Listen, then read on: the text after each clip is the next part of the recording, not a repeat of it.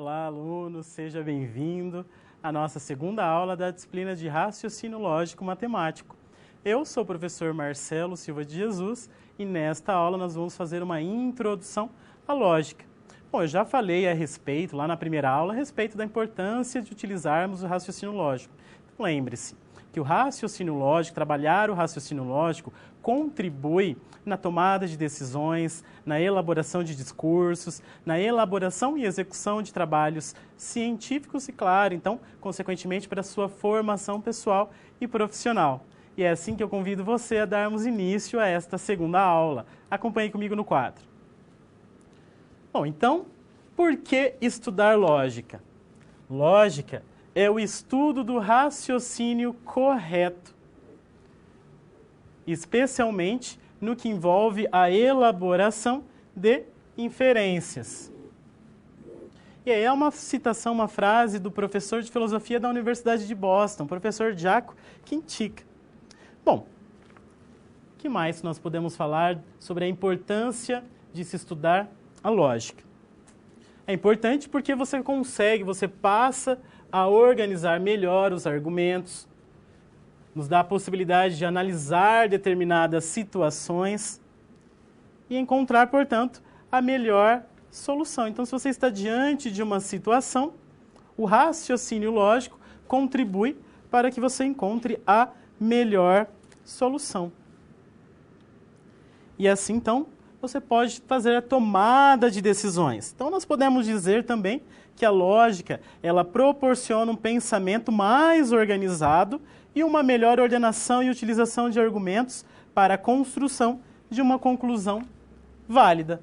Então, perceba a importância aí de se utilizar o raciocínio lógico, de desenvolver o raciocínio lógico e, claro, utilizá-lo, seja no dia a dia ou seja no meio profissional. E agora eu convido você, então, a assistir o vídeo de abertura desta segunda aula.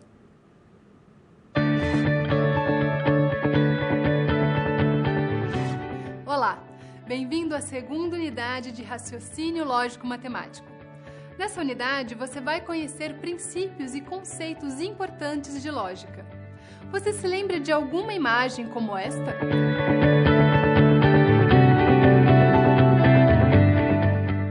Ou ainda esta aqui? Essas imagens são testes de raciocínios que encontramos facilmente na internet. Pois bem, vamos então ver alguns conceitos importantes de raciocínio lógico.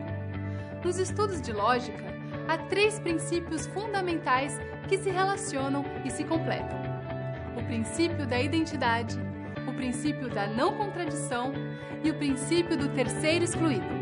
O princípio da identidade garante que uma proposição é igual a si mesma. Parece estranho, não é?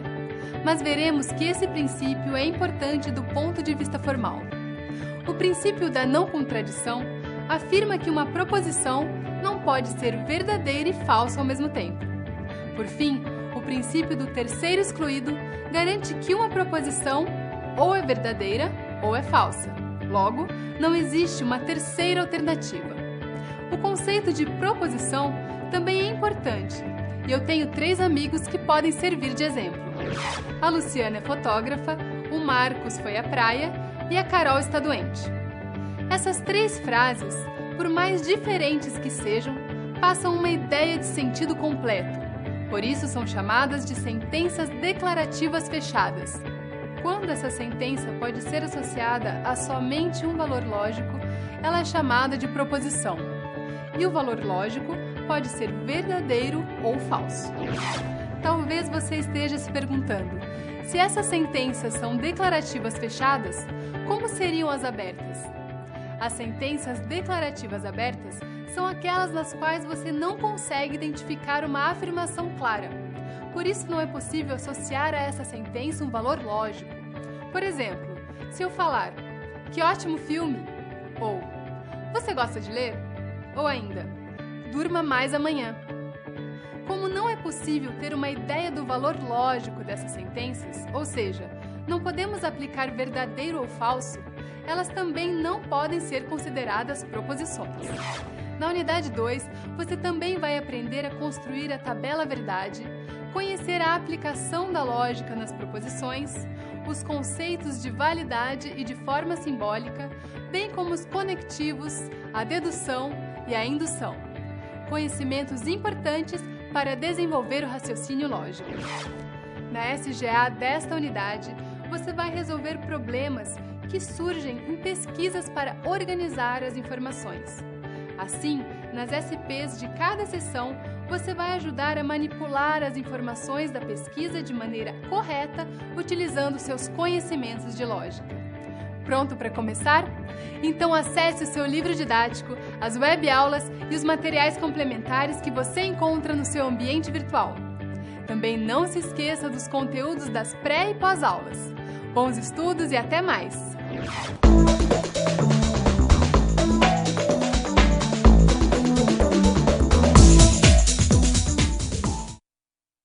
Agora vamos falar dos conhecimentos prévios, aqueles conhecimentos que se tornam importantes para que haja uma aprendizagem de fato significativa, uma aprendizagem eficaz dos conceitos a serem tratados ao longo desta segunda aula. Acompanhe comigo no quadro.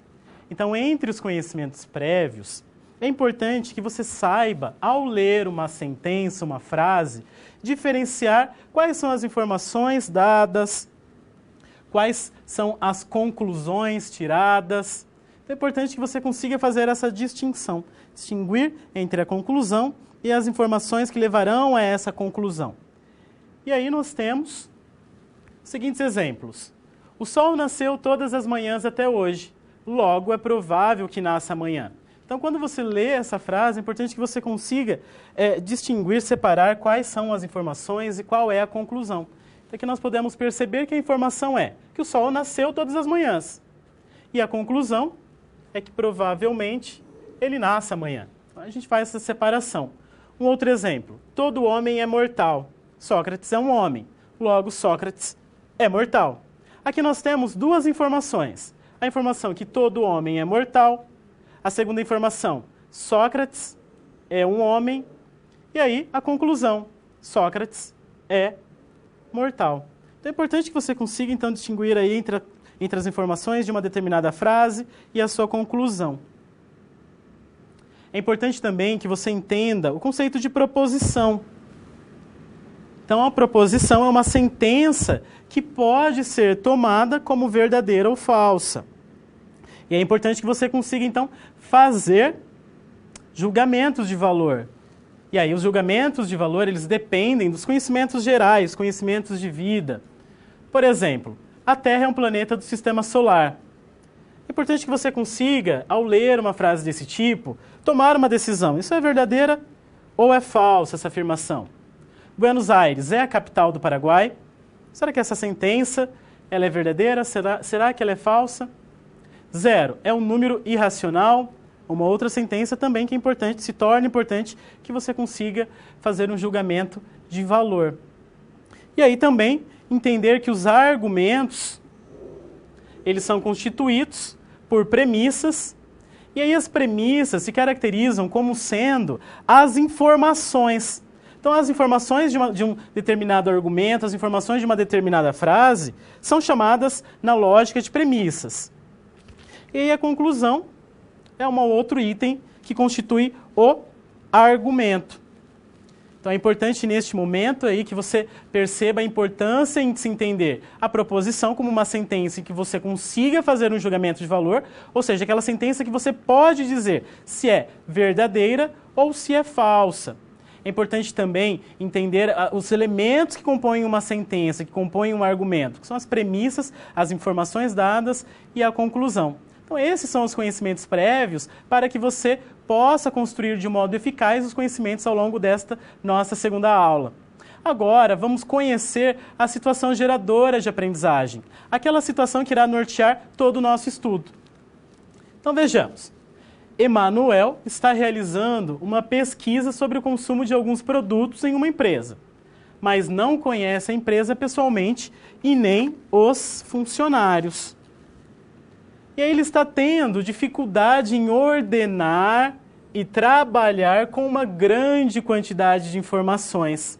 E por isso está preocupado em ter conclusões falsas ou usar fatos verdadeiros de maneira equivocada. E aí a questão, como a lógica pode ajudá-lo? Então, de que modo que a lógica irá ajudar o Emanuel a resolver essa situação? Então, essa situação geradora de aprendizagem que vai nortear todo o nosso estudo. Para tanto, vamos conhecer agora a situação problema 1.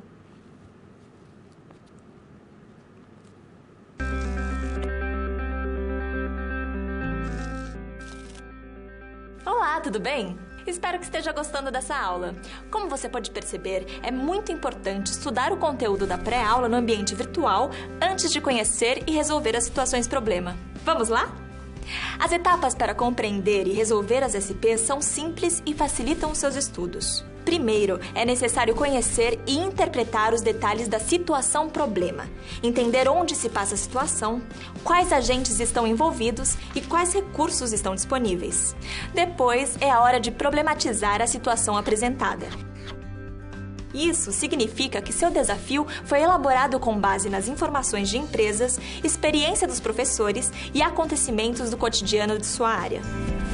E por último, você vai solucionar as problemáticas. Para isso, você deve utilizar dos conceitos e das teorias vistas nas pré-aulas. Então o desafio está com você. É hora da SP1.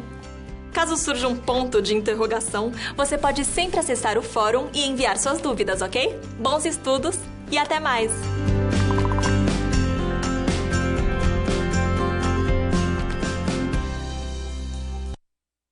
Vamos então conhecer a primeira situação problema.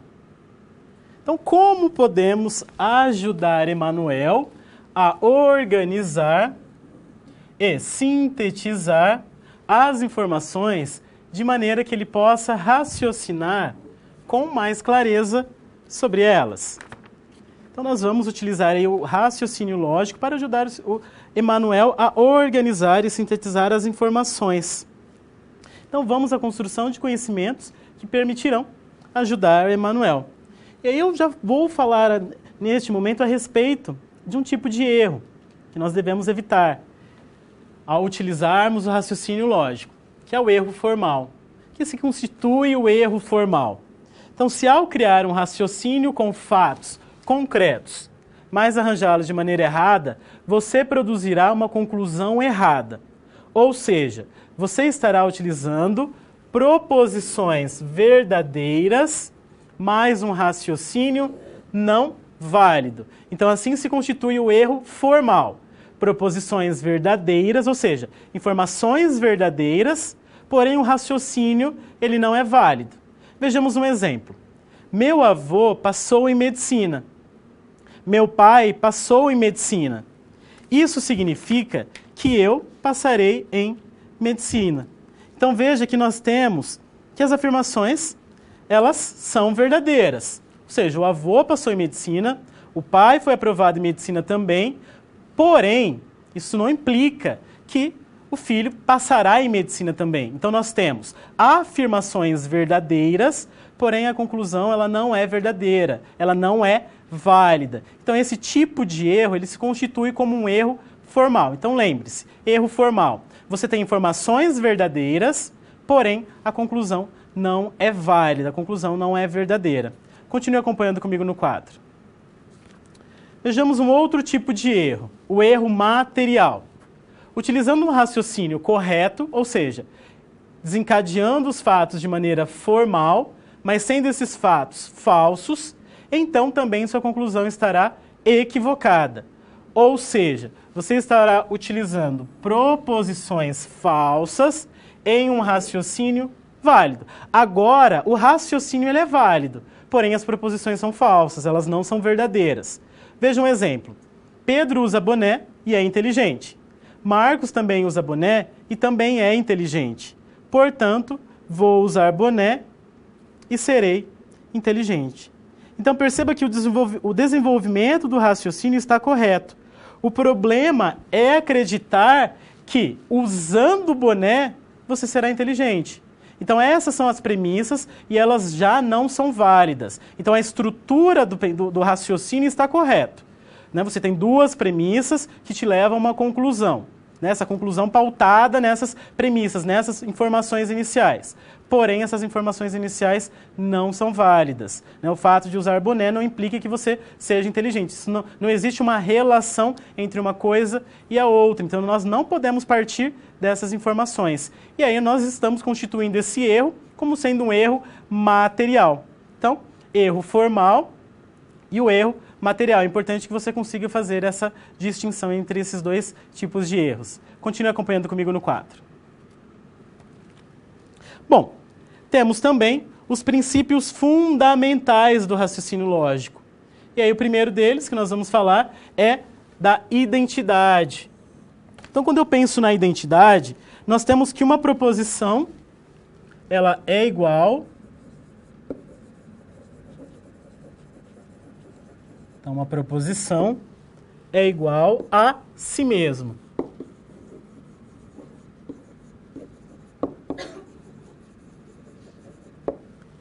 Parece óbvio, não é?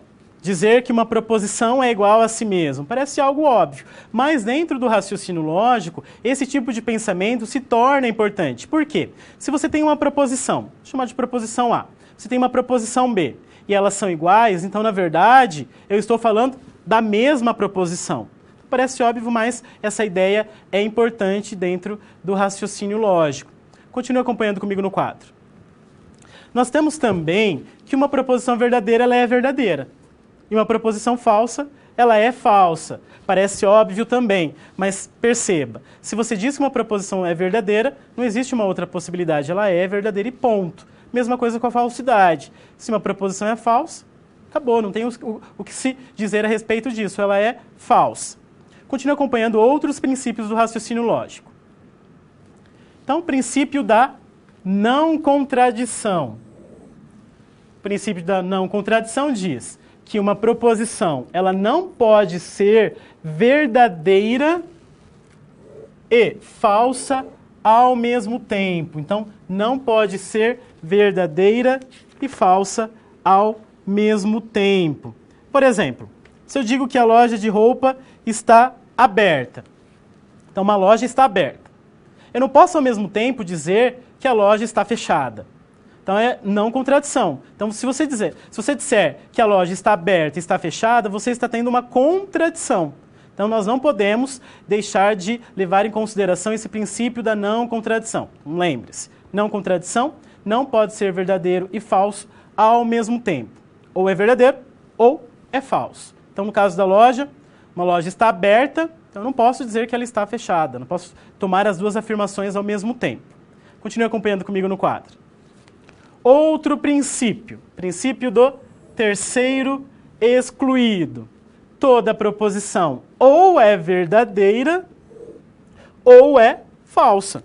Não existe uma terceira possibilidade. Existe outra possibilidade. Por exemplo, João não pode ser pobre ou rico ao mesmo tempo. Isso é ainda o caso da não contradição. Não pode ser rico e pobre ao mesmo tempo.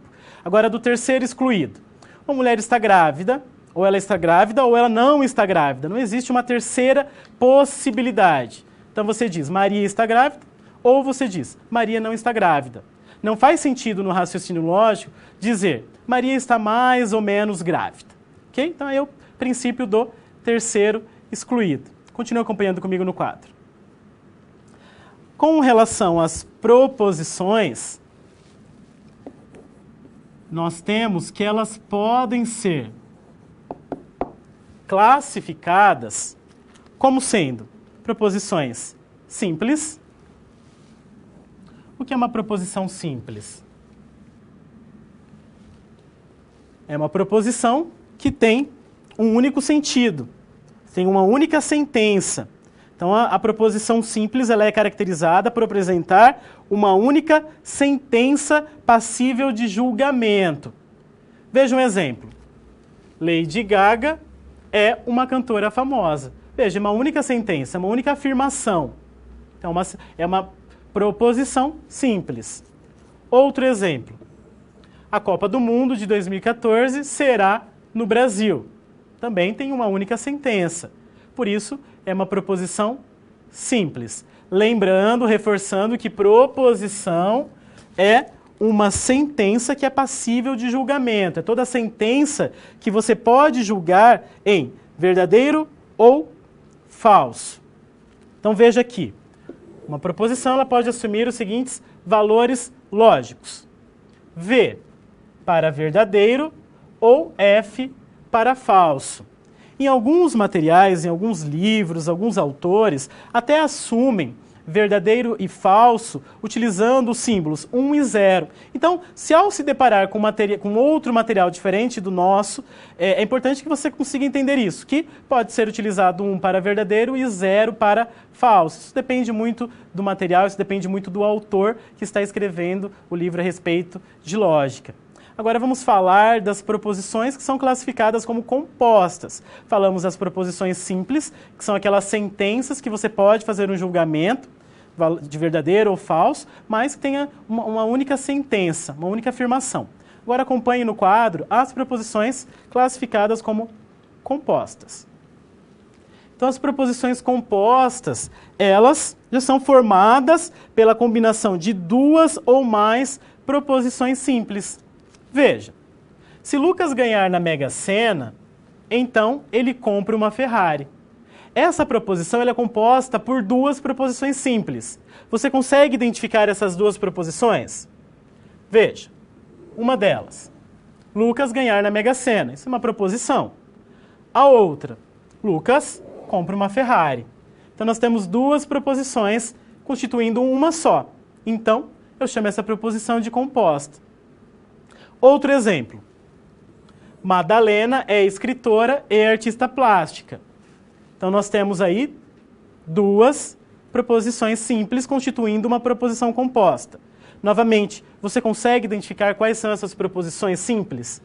Então, a primeira. Madalena é escritora. Isso é uma proposição. A outra. Madalena é artista plástica. Outra proposição.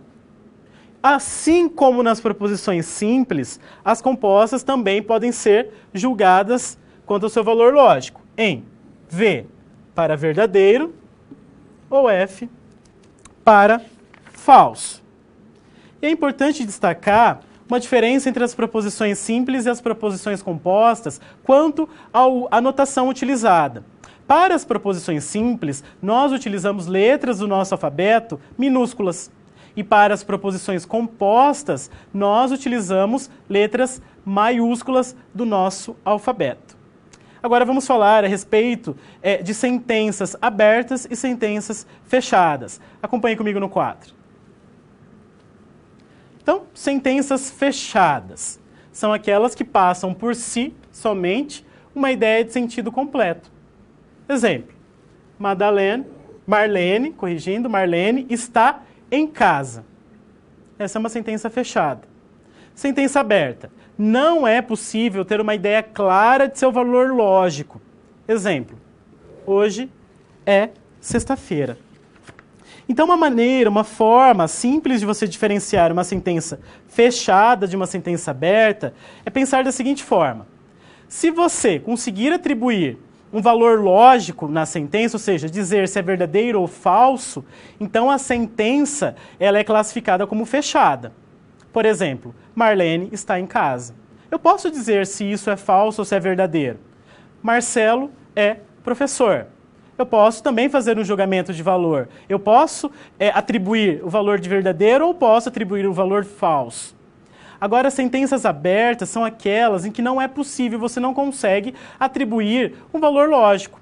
São aquelas que geralmente têm um ponto de interrogação, um ponto de exclamação. Por exemplo, hoje irá chover. Como uma pergunta, hoje irá chover? Então veja, se for uma interrogação, então eu não consigo atribuir um valor lógico de verdadeiro ou falso. Pois é, uma pergunta. Uma ordem também. Marcos, venha para casa. É uma ordem. Será que eu consigo atribuir um valor lógico, dizer se isso é verdadeiro ou se é falso? Não consigo. Então, geralmente, as sentenças abertas possuem ponto de exclamação, ponto de interrogação, se constituem como ordens. E aí você conseguirá fazer essa diferença do seguinte modo, então, reforçando. Sentença fechada, você consegue atribuir valor lógico, verdadeiro ou falso. Sentenças abertas, você não consegue atribuir valor lógico. Ok? Continue acompanhando comigo no quadro. Então, assim, nós tratamos das proposições, tratamos das proposições simples compostas, das sentenças fechadas, das sentenças abertas, e já podemos agora ajudar Emanuel a resolver a primeira situação-problema. Vamos então à resolução? Acompanhe comigo no quadro. Foram observados que todos os clientes levavam ao menos um produto de limpeza. Alguns clientes compraram um produto da marca Life e a única marca que foi escolhida por todos os clientes foi a marca Star. Então essa é uma informação importante que o Manuel tem que se atentar.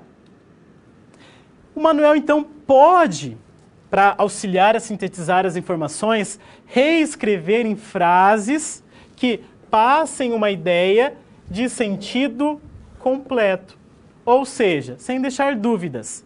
Veja, todos compraram ao menos um produto de limpeza. Então eu tenho aí uma proposição, tenho uma sentença fechada. E vou chamar de P por quê? Porque é uma proposição simples. P minúsculo. Segunda, poucos compraram um produto da marca Life. Vou chamar de Q. Também uma proposição simples. A marca Star é a única marca comprada por todos. E aí, proposição R, também uma sentença simples. E aí, como resultado, temos 3 sentenças declarativas fechadas e uma letra minúscula que as represente. Então, perceba que nós, por meio das informações que o Emanuel tinha, nós reescrevemos utilizando a ideia do raciocínio lógico, usando a ideia de proposição. Nós separamos as informações e para cada uma delas atribuímos um símbolo, uma letra minúscula do nosso alfabeto, de modo a constituir essas informações como proposições, ou seja, sentenças fechadas, que eu posso atribuir o valor de verdadeiro ou falso. E isso nós respondemos à primeira situação-problema, e eu convido você agora a acompanhar a segunda situação-problema.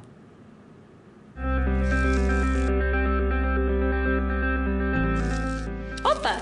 E aí? Como você se saiu com a primeira SP? Com as dicas que a gente viu, nem ficou difícil, não é mesmo? Você percebeu o caminho traçado para obter uma solução satisfatória? Primeiro, você estuda os conceitos teóricos. Em seguida, você conhece e avalia a situação. E só então, você tem conhecimento suficiente para se empenhar em resolver a situação-problema. Entendeu por que é importante fazer uso de todos os recursos do material didático antes de iniciar as SPs? No ambiente virtual, você encontra textos, web-aulas e vídeos para enriquecer os seus estudos. Vamos para mais um desafio? Boa sorte na SP2 e até mais!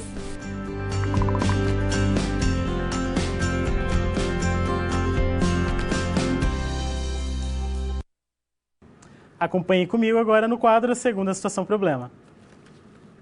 Emanuel se questionou se seria possível e como seriam as interações entre as proposições.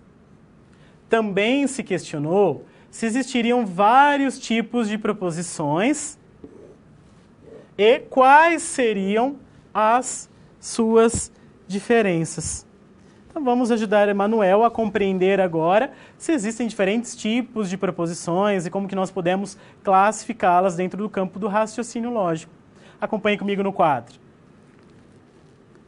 Bom, em lógica, então, quando nós trabalhamos com proposições compostas, nós fazemos a utilização de alguns conectivos. São termos que nos ajudam a ligar proposições simples. Então, lembre-se, a proposição composta, ela é formada, ela é constituída por proposições simples, 2 ou mais. Então, vamos imaginar uma proposição composta formada por 2 proposições simples. Marcelo é professor ou Marcelo é dentista. Então, tem uma proposição composta formada por 2 proposições simples.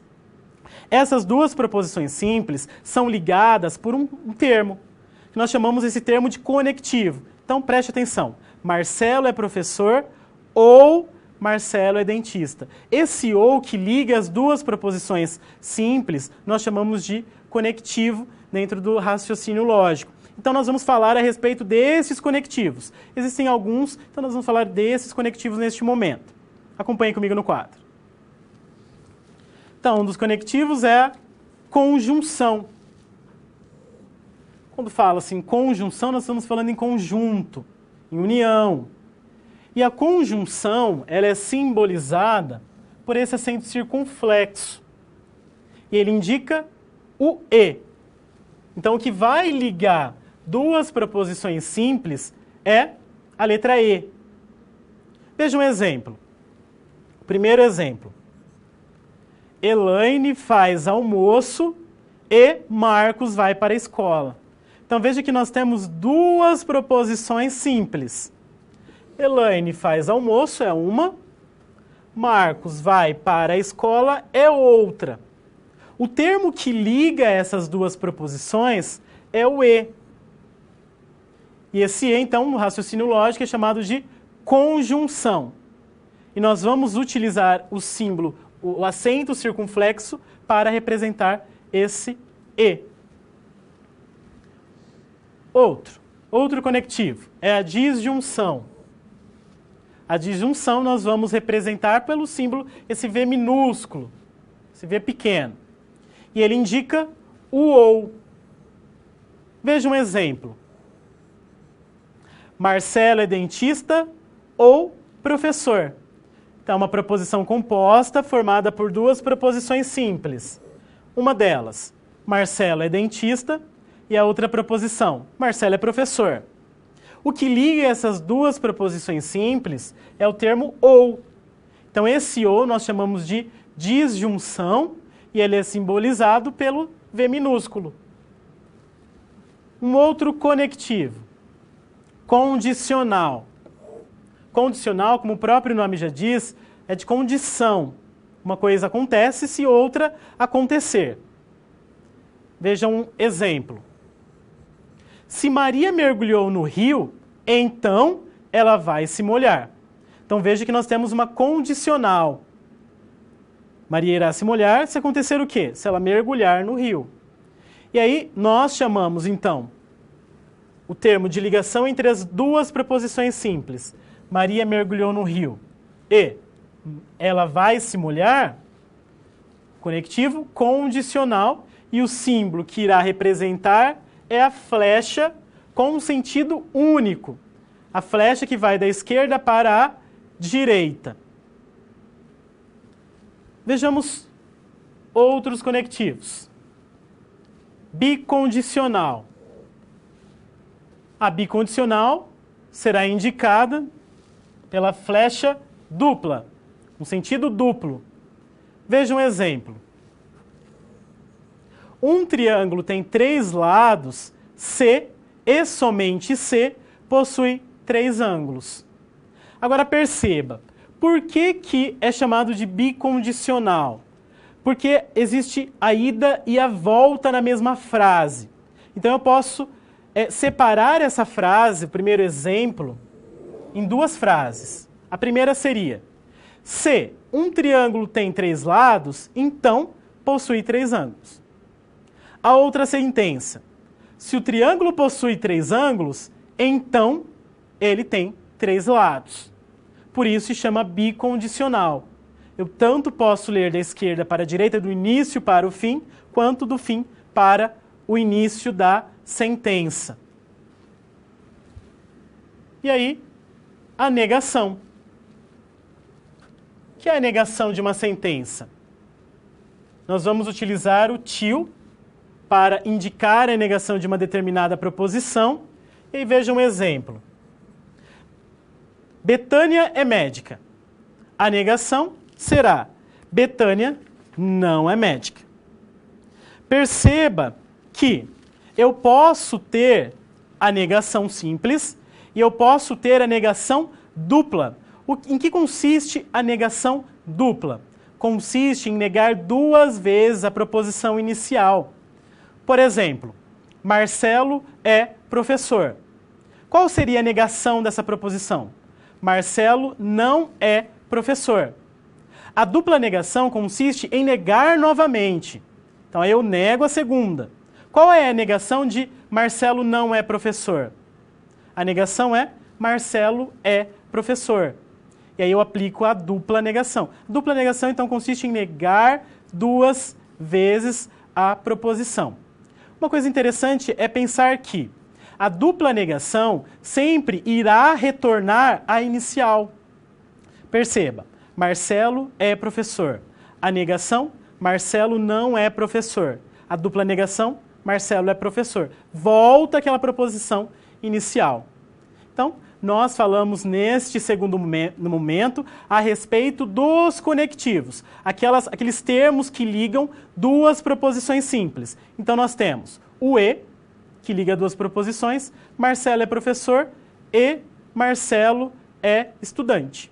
Então, o termo e liga as duas proposições simples. Falamos do ou, Marcelo é professor ou Marcelo é dentista. Então, o ou ligando aí as duas proposições simples. Se Marcelo é professor, então Marcelo ensina.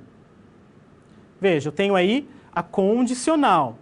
Se uma coisa acontece, então leva a outra, implica em outra situação. A bicondicional. Marcelo é professor se e somente se fez o curso de licenciatura.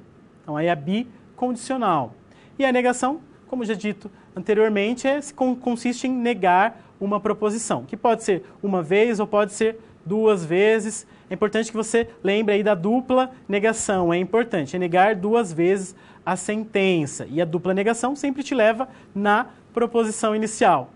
Agora, vamos resolver a segunda situação problema. Acompanhe comigo no quadro. Bom, então, durante a sua pesquisa, Emanuel se deparou com informações do tipo: as mulheres compraram produtos de beleza e os homens produtos esportivos.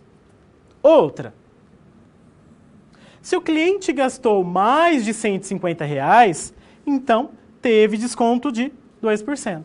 Essas são as duas informações que o Emanuel se deparou. É possível aplicar nessas informações os conceitos de proposições e, consequentemente, as suas relações? Vamos analisar o seguinte: as mulheres compraram produtos de beleza e os homens compraram produtos esportivos. Vamos partir dessa proposição, então.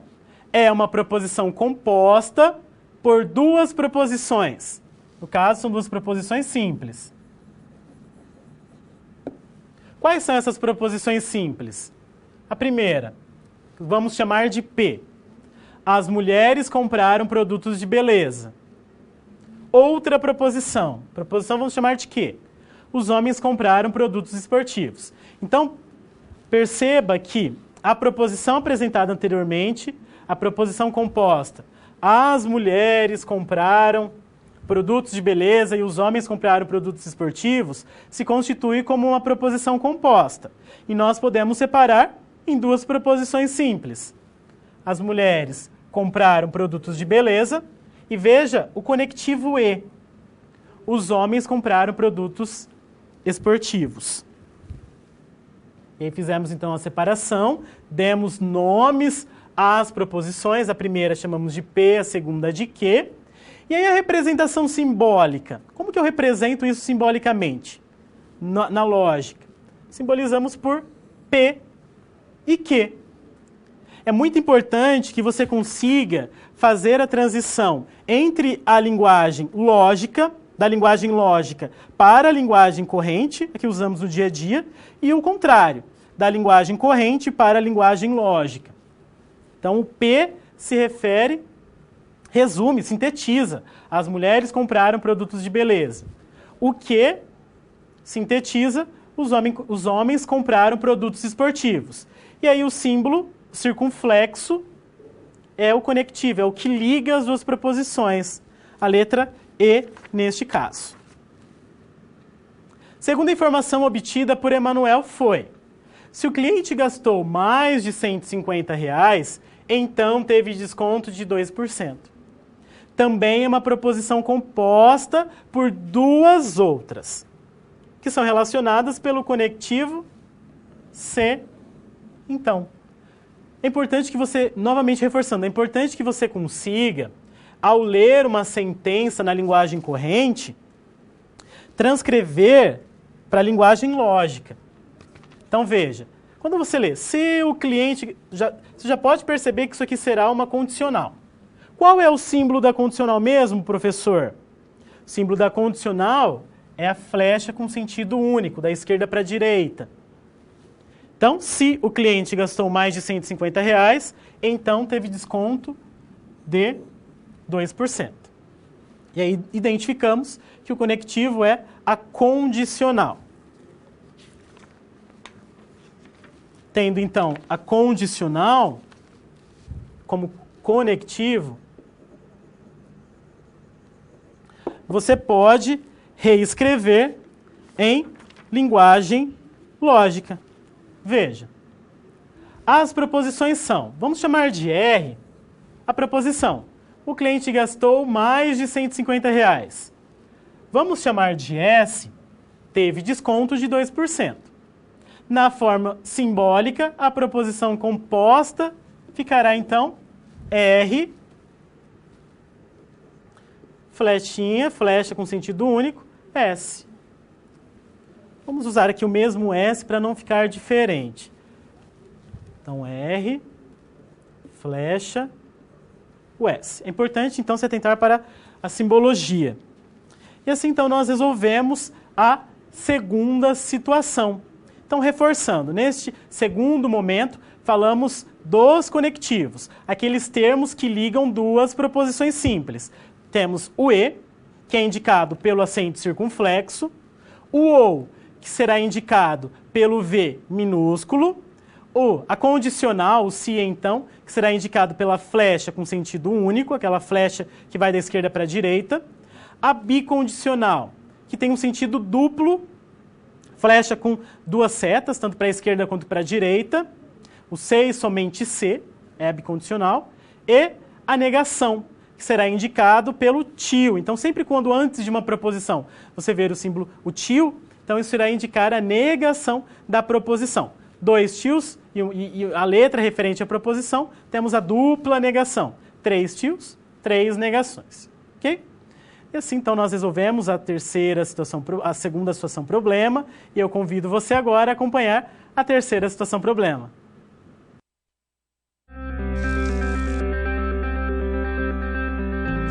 Olá!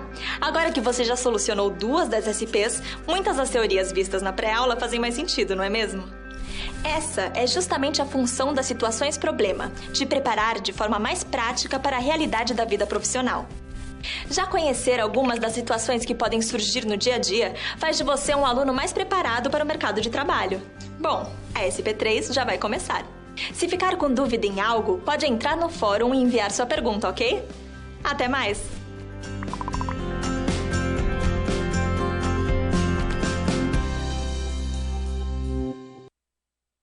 Acompanhe comigo agora no quadro a terceira situação problema. Quando posso ter certeza de que seja verdade se ocorrerem a primeira e a segunda afirmações?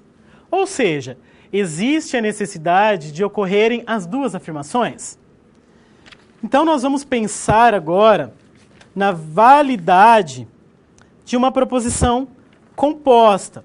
Quando eu analiso proposições simples, se torna mais fácil a verificação, a validação. Por exemplo, Marcelo é professor. É verdadeiro ou falso? São as duas únicas possibilidades. Lembre-se sempre dos princípios. Ou é verdadeiro ou é falso. Não pode ser as duas coisas ao mesmo tempo e também não existe uma terceira possibilidade. Ok? Então, novamente no exemplo, Marcelo é professor ou Marcelo é estudante. Agora eu tenho uma proposição composta. Como que eu faço para verificar se essa proposição composta é verdadeira ou se ela é falsa? Porque eu preciso analisar as proposições simples, né? Preciso fazer as combinações possíveis entre essas duas proposições simples. Então é disso que nós vamos falar agora, da validade, da veracidade das proposições compostas. Acompanhem comigo no quadro. Vamos assumir as seguintes proposições. P está frio, Q está chovendo. Não P e não Q. O que isso quer dizer? Então, neste primeiro momento, reforço a importância em você se atentar para a transcrição, a passagem da linguagem corrente, aquela que nós utilizamos no dia a dia, para a linguagem lógica. E o contrário também, da linguagem lógica para a linguagem corrente. No segundo momento, o que nós fizemos? Nós passamos da linguagem corrente para a linguagem lógica. Agora, no quadro, se atente para a passagem da linguagem lógica para a linguagem corrente. Então, o que quer dizer esse símbolo, essa simbologia? Então, vamos passo a passo. O til indica negação. O P é a proposição está frio. Então, eu tenho que negar a proposição está frio. A negação de está frio é não está frio. Outro símbolo, o circunflexo. O que é o circunflexo? É o E. É o conectivo. É o que vai ligar duas proposições. Continuando. Til novamente. E a proposição que. Ou seja, a negação da proposição que. A proposição que diz está chovendo. A negação de está chovendo é não está chovendo. Pronto. Fizemos a transcrição, a tradução da linguagem lógica para a linguagem corrente. Outro. Vejamos essa simbologia. Então, a partir dessa simbologia, temos que o conectivo principal é a condicional. Por que eu sei que é o conectivo principal? Porque o que vem antes dele, antes da flecha, está entre parênteses. Então, eu tenho uma proposição antes e uma proposição depois. O que quer dizer a proposição que vem antes da flecha? E aí, como é condicional, eu tenho que começar a frase com o se. E aí, dentro do parênteses, o que nós temos? P, ou seja, está frio. O circunflexo, o E. E o til do lado do que, na frente do que? Negação do que? Negação de está chovendo é não está chovendo. Vou pôr entre parênteses para que você perceba que o que eu coloquei entre parênteses é o que já estava entre parênteses, só que na linguagem lógica. Como nós estamos com conectivo condicional, então eu preciso do então. Então, P. P acontece. O que era P? Está frio. Então, está frio. E pronto, fiz a tradução. O último exemplo do mesmo modo. P ou não que. P, está frio. O Vzinho minúsculo, ou, é a disjunção. Til, do lado do que, é a negação do que. Não está chovendo.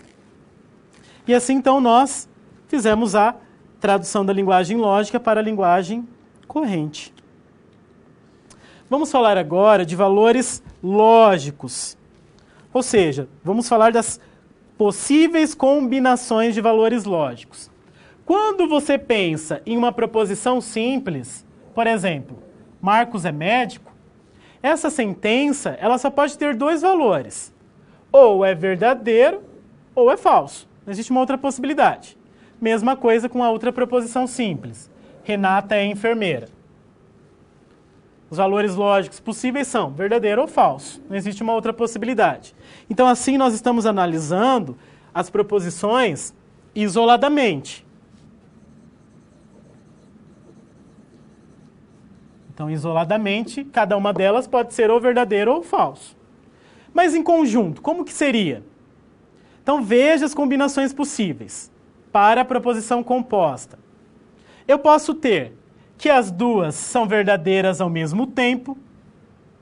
Eu posso ter que a primeira é verdadeira e a segunda é falsa. Eu posso ter que a primeira é falsa e a segunda é verdadeira. E eu posso ter que as duas são falsas. Você consegue pensar em uma outra possibilidade, uma outra combinação? Não existe. Essas são todas as combinações possíveis para essa proposição composta com duas proposições simples. E aí é importante que você perceba que em todas as proposições compostas por duas proposições simples, as combinações possíveis são aquelas que eu mostrei anteriormente. As duas verdadeiras, a primeira verdadeira e a segunda falsa, a primeira falsa e a segunda verdadeira, ou as duas falsas. Essas são todas as combinações possíveis quando você tiver duas proposições simples. Continue acompanhando comigo no quadro. Bom, se você tem duas proposições simples, então você terá 4 combinações possíveis. Mas e se eu tiver 3 proposições? Veja. Então, se eu tiver 3 proposições, então eu tenho agora P, Q e R. São 3 proposições. Poderia ser: Marcelo é estudante e Marcelo é professor e Marcelo não é pai. Então, eu tenho uma proposição composta formada por 3 proposições simples. Quais seriam as combinações possíveis? Então, nós teríamos as 3 sendo verdadeiras, as 2 primeiras sendo verdadeiras e a terceira sendo falsa, a primeira sendo verdadeira, a segunda falsa e a terceira verdadeira. A quarta possibilidade, a primeira sendo verdadeira e as 2 últimas sendo falsas. E assim você faz todas as combinações possíveis até todas terem a possibilidade de serem falsas. Professor, como que eu faço para determinar a quantidade de combinações possíveis para uma quantidade qualquer de proposições simples? Veja, se você tem 2 proposições simples, então você terá 4 combinações. Se você tiver 3 proposições, então você terá 8 combinações possíveis. De um modo geral, a gente consegue determinar o número de combinações utilizando a seguinte fórmula: 2 elevado a n, onde o n indica o número de proposições. Vamos colocar isso em prática. Se você tem 2 proposições, então você faz 2 ao quadrado. 2 ao quadrado é 2 vezes 2, que é igual a 4. Se você tiver 3 proposições, 2 ao cubo, 2 elevado a 3, que é o mesmo que 2 vezes 2 vezes 2, que é igual a 8. Olha, nós estamos utilizando até o conceito de potência estudado na aula 1. Se eu tiver 4 proposições, 2 elevado a 4, 2 vezes 2 vezes 2 vezes 2, que é igual a 16, e assim sucessivamente, assim por diante. Continue acompanhando comigo no quadro. Bom, então, deste modo, nós podemos determinar os diferentes valores lógicos. Partindo disso, vamos pensar na conjunção. Então, corrigindo, Marcos é médico e Renata é enfermeira. Pela tabela verdade do conectivo conjunção, então nós temos 2 proposições. Então, lembra, essas são as combinações possíveis. As 2 verdadeiras, a primeira verdadeira, a segunda falsa, a primeira falsa, a segunda verdadeira, e a quarta possibilidade, as 2 sendo falsas. Qual é o valor lógico, então, de cada uma dessas possibilidades? Vejamos, isso para conjunção. Se as 2 forem verdadeiras, então você terá uma verdade. Se pelo menos uma das 2 forem falsas, perceba que o resultado será falso. Portanto, lembre-se de que na conjunção, entre 2 proposições ou mais, ou seja, quando uma proposição composta for ligada pela conjunção, pelo e, você terá uma verdade apenas quando as 2 proposições forem verdadeiras.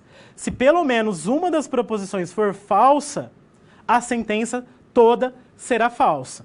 Então, lembre-se, e implica que as duas proposições, todas as proposições que compõem a proposição composta precisam ser verdadeiras, ok? Então, a proposição Marcelo é professor Fernanda é médica, essa proposição composta só será verdadeira quando as duas proposições simples forem verdadeiras. Acompanhe comigo na câmera de documentos, então, outras situações. Então, nós temos aqui, novamente, a conjunção. Então, perceba que a conjunção só será verdadeira quando as duas forem verdadeiras. Né? Nos demais casos, a conclusão será falsa. E agora a disjunção, o ou. Teremos uma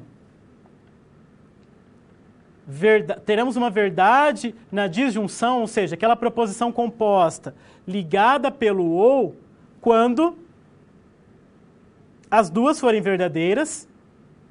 Se uma for verdadeira, já basta para que você tenha uma verdade. Agora, se as duas forem falsas, então a proposição composta será falsa. Então, perceba aqui a diferença já entre a conjunção e a disjunção. Na conjunção, no e, só teremos uma verdade quando as duas proposições simples forem verdadeiras. Nos demais casos, a conclusão será falsa. Na disjunção, no ou, nós teremos como conclusão a falsidade apenas quando as duas forem falsas. Nos demais casos, a conclusão será verdadeira. Basta que uma coisa aconteça. Então, quando eu digo Marcelo é professor ou Marcelo é dentista, essa proposição será que é verdadeira?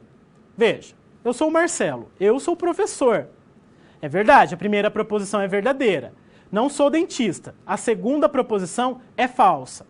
Porém, como uma das proposições é verdadeira, eu concluo que a sentença toda ela é verdadeira. Realmente, Marcelo é professor ou é dentista.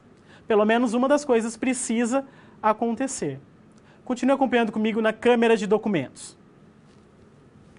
Bom, um outro conectivo, os valores lógicos de um outro conectivo. Vamos pensar agora na condicional. A condicional só será falsa quando a primeira sentença for verdadeira e a segunda for falsa. Em todos os demais casos, a conclusão será verdadeira.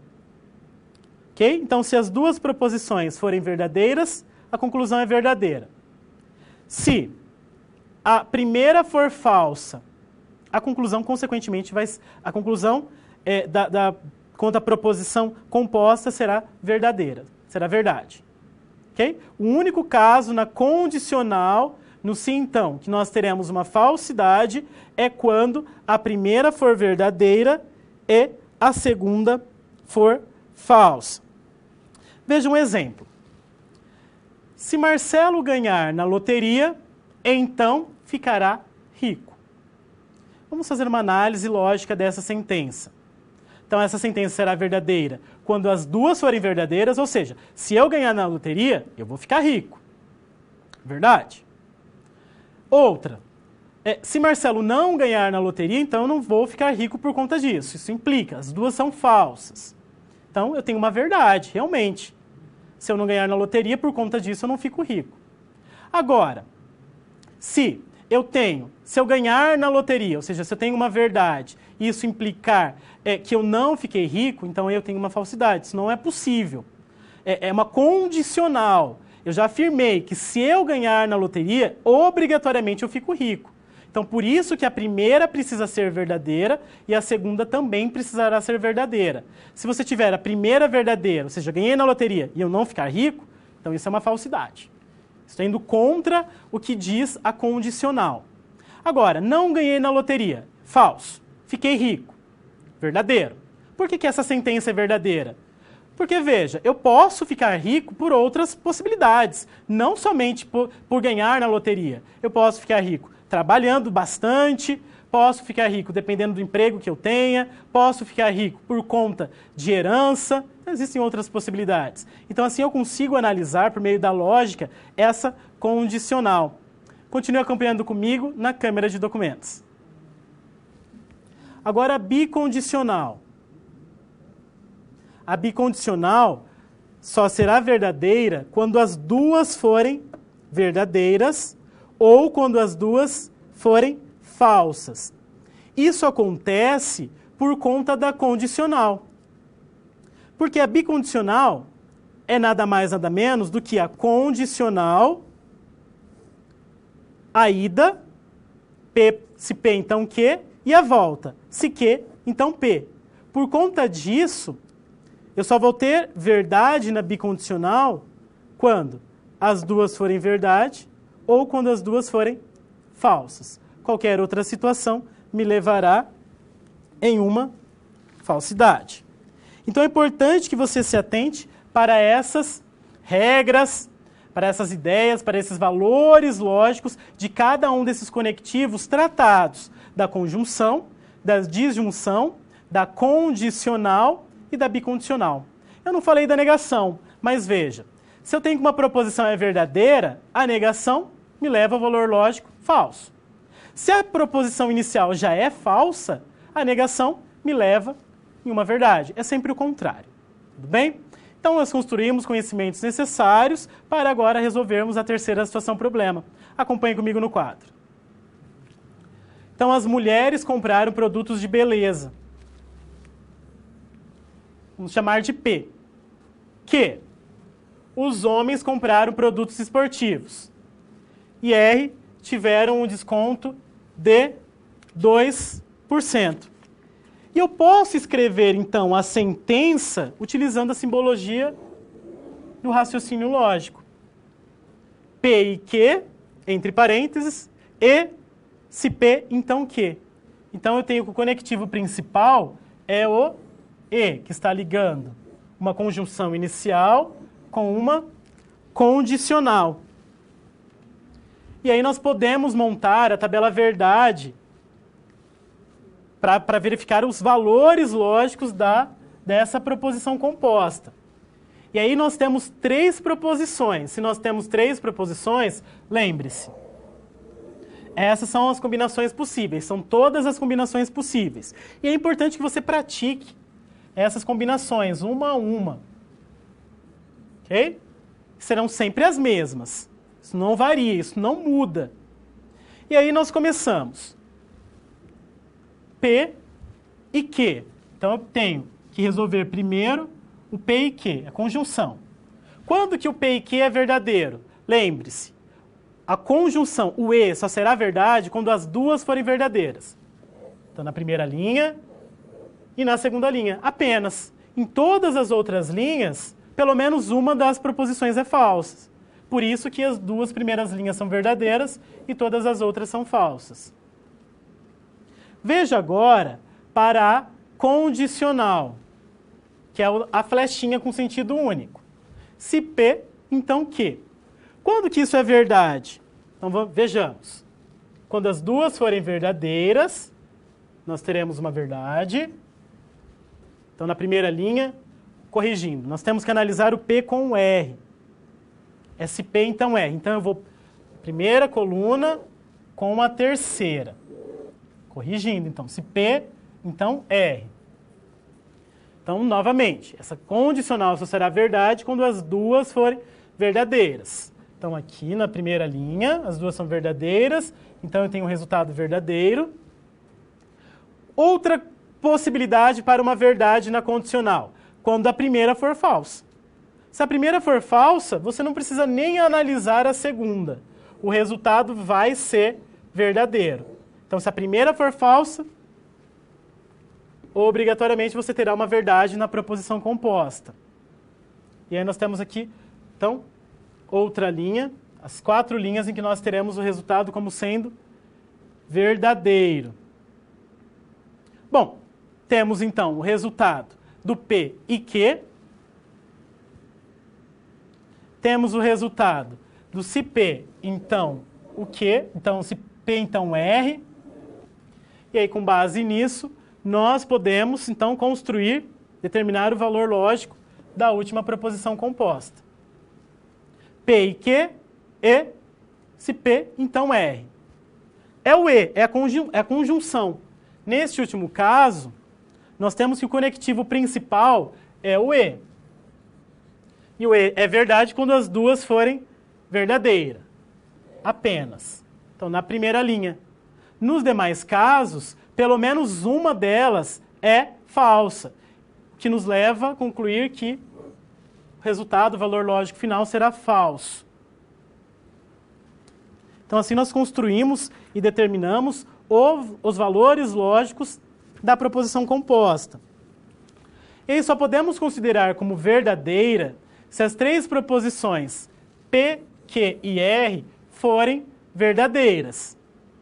E aí a conclusão. As mulheres compraram produtos de beleza e os homens produtos esportivos. Então essa aqui é a primeira parte da sentença. Da sentença P e Q. As mulheres compraram produtos de beleza e os homens produtos esportivos. Depois nós temos o E novamente, ligando. Então, por isso, novamente conectivo. Se as mulheres... Bom, se já tem um se aqui, eu já sei que é uma condicional. Vou ter que usar a flecha com sentido único. Se as mulheres compraram produtos de beleza, então tiveram um desconto de 2%. Então, aí é a segunda parte. P, a flecha, R. Se P, então R. Então, isso só é verdade se cada uma das três proposições simples que a compõem forem verdadeiras. Então, para que tudo isso seja uma verdade, as três precisam ser verdadeiras, tanto P, quanto Q, quanto o R. E é isso, essa conclusão parte da tabela verdade. Veja, o único caso em que nós temos uma verdade é na primeira linha. E aí, na primeira linha, você consegue perceber que as três, que o que acontece é que as três são, simultaneamente, ao mesmo tempo, são verdadeiras. Certo? Então, corrigindo, fazendo uma correção aqui na terceira linha. Não, corrigindo não, desculpa. Então, está correta a terceira linha. E assim nós resolvemos a terceira situação problema, utilizando os conectivos e os valores lógicos para cada um dos conectivos. E agora eu convido você a acompanhar a quarta situação problema.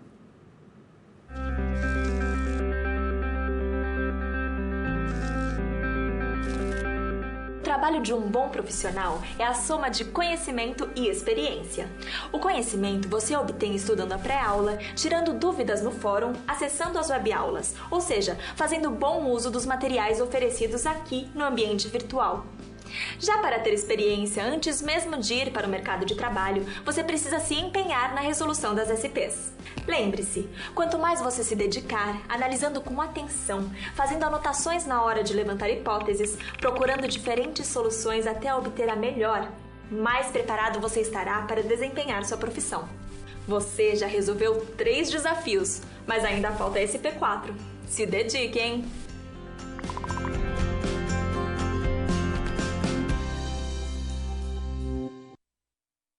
Acompanhe comigo agora a quarta situação problema. Bom, então na quarta situação problema nós temos que agora Emanuel tem duas premissas. O que podemos concluir com a análise e combinação dessas duas premissas? Mais uma vez, vamos ajudar Emanuel a resolver o seu problema. E para isso vamos fazer uma distinção entre o raciocínio indutivo e o raciocínio dedutivo. Então, a definição para raciocínio indutivo é: parte-se de casos particulares para se chegar a uma conclusão de caráter geral. Acompanhe comigo na câmera de documentos um exemplo para o raciocínio indutivo. Veja. O papagaio é um pássaro e não tem dentes. O bem-te-vi é um pássaro e não tem dentes. O beija-flor é um pássaro e não tem dentes. O pica-pau é um pássaro e não tem dentes. Logo, os pássaros não têm dentes. Então perceba que nós estamos partindo de 4 proposições particulares. São casos particulares. E a conclusão ela é geral. Eu faço uma conclusão para todos os pássaros com base em alguns. Então, esse tipo de raciocínio é chamado de raciocínio indutivo. Continue acompanhando comigo no quadro. Temos aqui um exemplo. Todos os ratos respiram embaixo d'água. Stuart é um rato. Logo, Stuart respira embaixo d'água. Será que essa situação, esse raciocínio, se caracteriza como indutivo? Não. Por quê? Porque eu não estou partindo de casos particulares. Veja que a primeira premissa, a primeira informação é que todos os ratos respiram embaixo d'água. Eu já estou partindo de um caso geral. Estou partindo de um caso geral e a minha conclusão é particular. É o contrário. Neste caso, eu não tenho um raciocínio indutivo.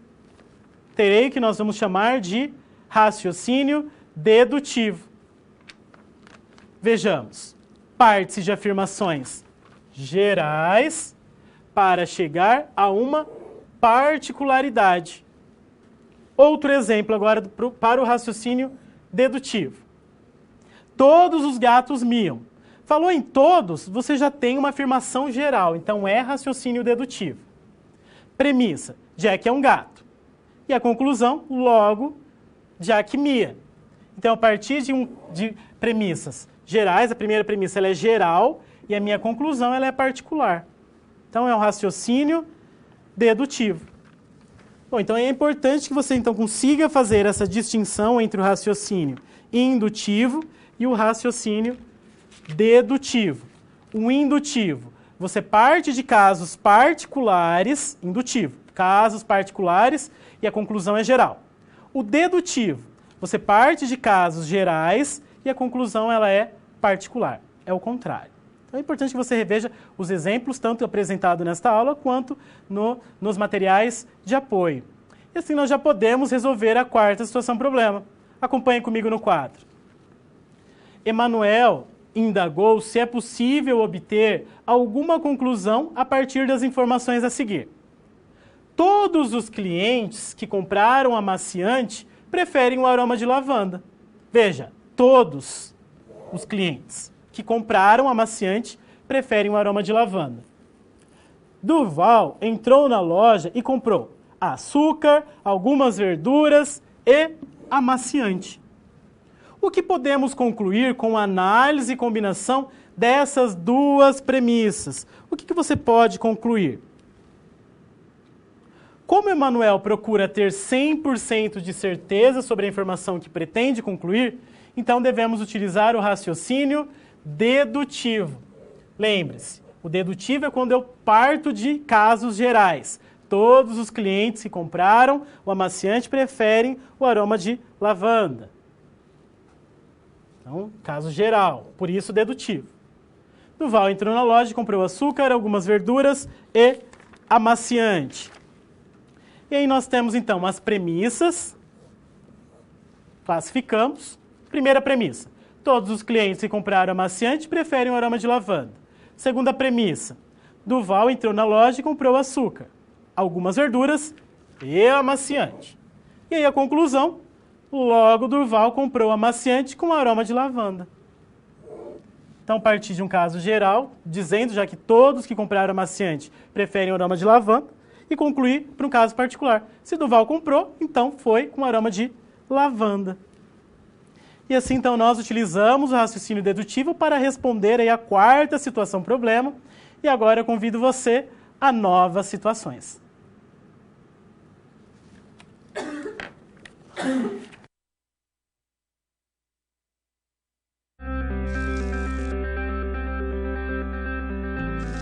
E agora que todos os desafios foram concluídos com sucesso, é hora de refletir sobre o que foi visto. O objetivo das SPs é ampliar o seu conhecimento e te ensinar a como utilizar na sua realidade profissional os conceitos vistos aqui. Essa é uma metodologia que exige muita proatividade e empenho da sua parte, já que segue o modelo de uma das tendências mais avançadas no mundo, a sala de aula invertida. E em contrapartida, vai te transformar num profissional diferenciado e mais qualificado para desempenhar as funções da sua profissão. Por isso, faça bom uso dos materiais e das interatividades oferecidas. Não deixe de acessar o seu ambiente virtual e completar a sua pós-aula, ok? Cada parte do processo é essencial para a sua aprendizagem.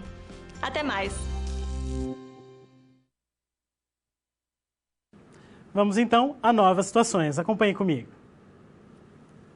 Josué trabalha em uma metalúrgica que produz peças automotivas e precisa resolver alguns problemas em relação à qualidade das peças produzidas. Essa empresa opera em 2 lugares, na capital e no interior do estado.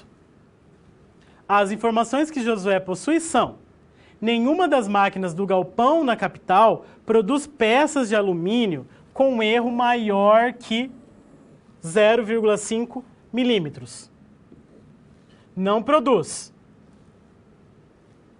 A peça para o veículo tem um erro de 0,6 milímetros. O que podemos concluir com essas afirmações? Então vejamos. Foi na capital que essa peça foi produzida ou no interior do estado? Nós temos que nenhuma das máquinas do galpão na capital produz peças de alumínio com um erro maior que 0,5 milímetro. Então não foi na capital. Então a única conclusão que nós podemos tirar é que a peça foi produzida no interior do estado. Então, a peça foi produzida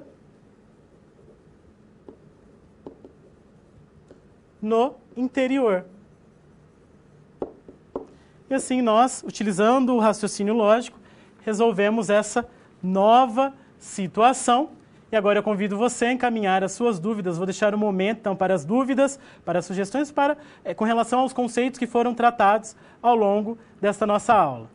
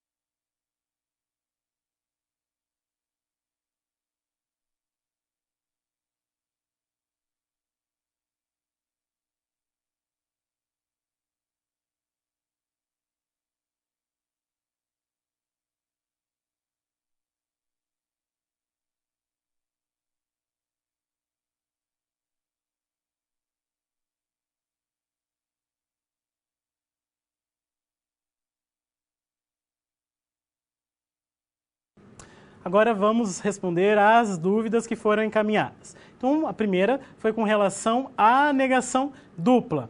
Acompanhe comigo no quadro. Então, vejamos. Se eu considerar a proposição P Marcelo é professor. A negação seria não P, o tio e o P. Qual é a negação da proposição Marcelo é professor? Marcelo não é professor. E a dupla negação? Eu vou negar pela segunda vez. Então, a negação da negação. Por isso, negação dupla. E aí eu nego a anterior. Qual é a negação de Marcelo não é professor? A negação, negar Marcelo não é professor, quer dizer então que Marcelo é professor. Essa é a dupla negação. Então, quando eu disse a dupla negação te leva na proposição inicial, que eu quero dizer que elas ficam iguais. P, Marcelo é professor. Não, não P, também é Marcelo é professor. Isso é a dupla negação. Uma outra dúvida. Eu estudo, logo aprendo. Podemos dizer que é uma dedução ou uma condicional? Veja, é uma condicional. A dedução é o tipo de raciocínio que você utiliza. Condicional, estamos falando de conectivos. Então, eu estudo, logo aprendo. É condicional por quê? Se eu estudo, logo eu aprendo. Se, então, é condicional. Se eu fosse representar isso por meio da simbologia lógica, acompanhe comigo no quadro.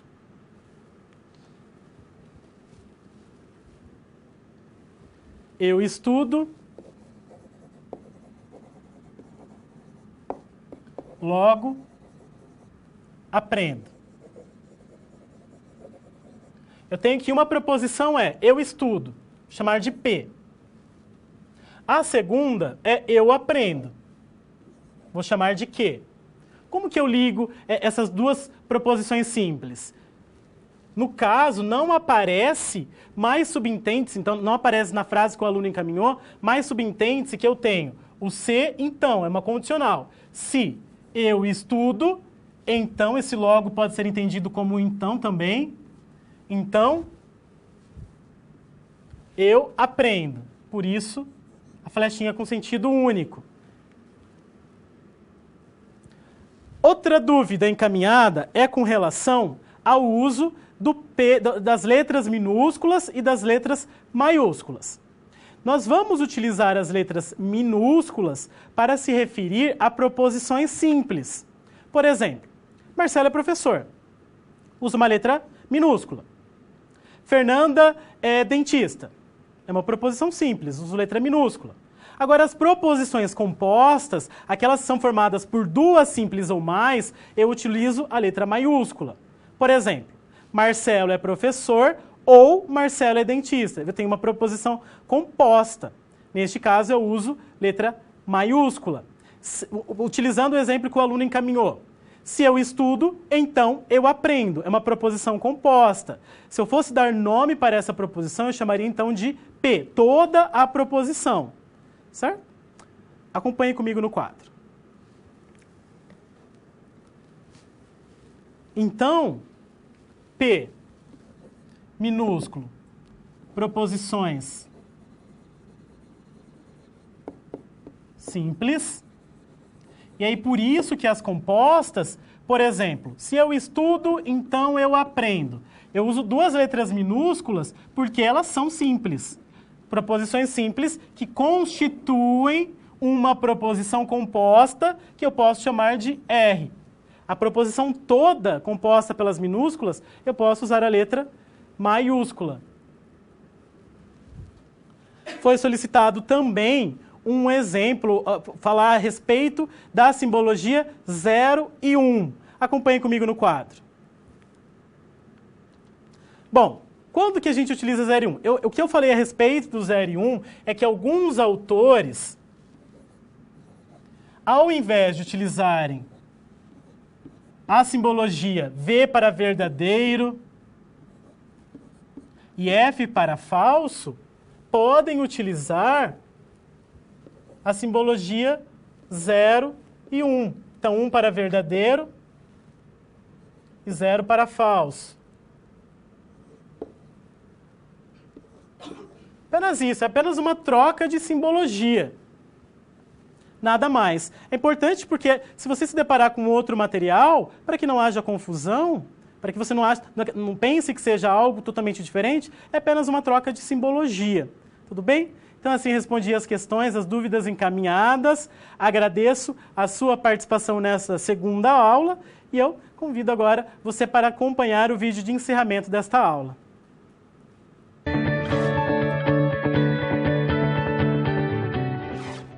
Olá!